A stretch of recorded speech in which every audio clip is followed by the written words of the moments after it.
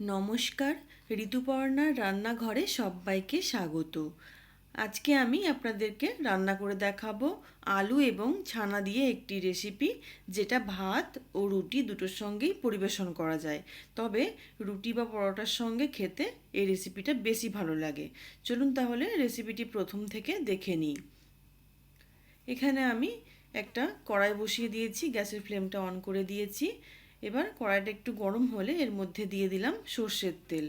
আমি এখানে মোটামুটি 2 থেকে আড়াই টেবিল চামচ মতন সর্ষের তেলটা দিয়েছি। তেলটা একটু গরম হয়ে গেলে এর মধ্যে ফোড়ন দিচ্ছি, 2 শুকনো লঙ্কা এবং 2 তেজপাতা, আর দিয়ে দিলাম 1/2 চা চামচ গোটা জিরে। ফোড়নটাকে কিছুক্ষণ আমি একটু ভেজে নিচ্ছি। জিরেগুলো যখন ফাটতে শুরু করবে এবং ফোড়নটার কালার একটু চেঞ্জ হয়ে যাবে, তখন আমি এর মধ্যে অ্যাড করে দিলাম একটা বড় সাইজের পেঁয়াজ কুচি। পেঁয়াজটাকে কিছুক্ষণ আমি একটু ভেজে নেব। ফ্লেমটা মিডিয়ামেই রয়েছে। যখন এরকম 50% মতন ভাজা হবে, দেখুন পেঁয়াজের কালারটাও একটু চেঞ্জ হয়ে গেছে। এই দেখুন, এই সময় আমি এখানে অ্যাড করে দিচ্ছি ডুমো ডুমো করে কেটে রাখা আলু। এখানে আলু রয়েছে মোটামুটি 600 গ্রাম মতন। আলুটা এবং পেঁয়াজটার সঙ্গে আমি একটু ভেজে নেব।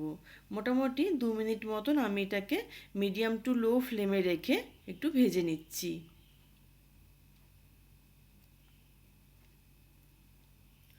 2 মিনিট হয়ে গিয়েছে। এবার আমি এর মধ্যে অ্যাড করে দেবো স্বাদ মতো নুন,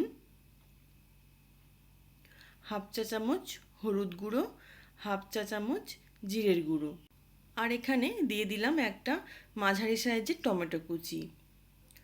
সব কিছু ভালো করে একটুখানি মিশিয়ে নিচ্ছি। মোটামুটি 2 মিনিট মতন আমি একটু মিডিয়াম টু লো ফ্লেমে রেখে ভেজে নেব।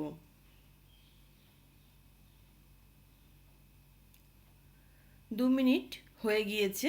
এখানে আমি এবার অ্যাড করে দিচ্ছি একটু মটরশুঁটি, 1/2 কাপ মতন। আমি এখানে ফ্রোজেন মটরশুঁটি ইউজ করেছি, তবে ফ্রেশ বা ফ্রোজেন যেটা অ্যাভেলেবেল থাকবে সেটাই দেবেন। আর যদি হাতের কাছে না থাকে তাহলে না দিলেও কোনো অসুবিধা নেই। ভালো করে একটু মিশিয়ে নিচ্ছি। এবার ঢাকনা দিয়ে ঢেকে মোটামুটি 2 মিনিট মতন আমি রেখে দেবো। 2 মিনিট হয়ে গিয়েছে। ঢাকনাটা খুলে একবার নাড়াচাড়া করে দেবো। এইবার এখানে আমি অ্যাড করে দিচ্ছি 1/2 চা চামচ কাশ্মীরি লঙ্কার গুঁড়ো আর 3-4টে কাঁচা লঙ্কা চেরা।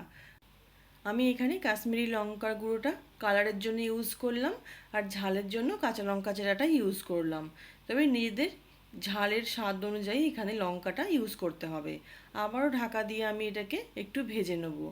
আসলে আলুটাকে জল না দিয়ে ঢাকা দিয়ে বারবার ঢাকনা দিয়ে ঢেকে নাড়াচাড়া করে একটু একদম সেদ্ধ হওয়া পর্যন্ত ভেজে নিতে হবে। আলুগুলো খুব ভালোভাবে সেদ্ধ হয়ে গিয়েছে। আমি একটু চেক করে নিলাম। এখন এখানে আমি অ্যাড করে দিলাম জল ঝরিয়ে রাখা ছানা। তবে এই তরকারিটার ক্ষেত্রে ছানাটাকে জলটা চেপে চেপে বার করার দরকার নেই, মোটামুটি একটু জলটা ঝরিয়ে নিলেই হবে। ছানাটাকে মিশিয়ে নেবার পর আমি এখানে অ্যাড করে দিলাম 1/2 চা চামচ চিনি এবং কিছুটা কিশমিশ। ছানার তরকারি যেহেতু একটু মিষ্টি মিষ্টি ভালো লাগে, তাই আমি এখানে চিনিটা অ্যাড করলাম। তবে যদি পছন্দ না হয় তাহলে চিনিটা স্কিপ করে যাবেন।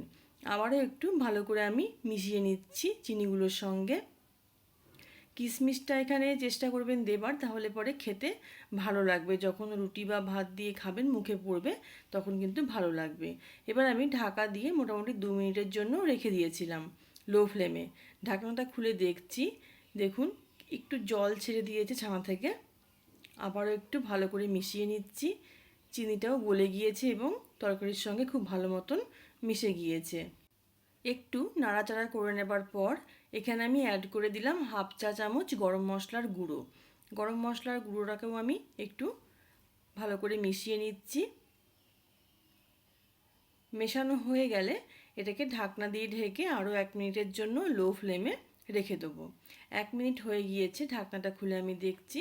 এবার কিন্তু এটা একদম তৈরি হয়ে গিয়েছে।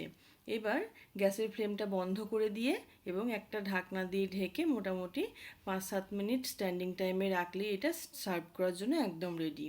রেসিপিটি ভালো লাগলে একটি লাইক করার অনুরোধ থাকলো, আর আপনাদের কাছে আমার অনুরোধ থাকলো আমার চ্যানেলটি সাবস্ক্রাইব করার জন্য। আবার নতুন কোনো রেসিপি নিয়ে আপনাদের সঙ্গে দেখা হবে। ভালো থাকবেন, সুস্থ থাকবেন, নমস্কার।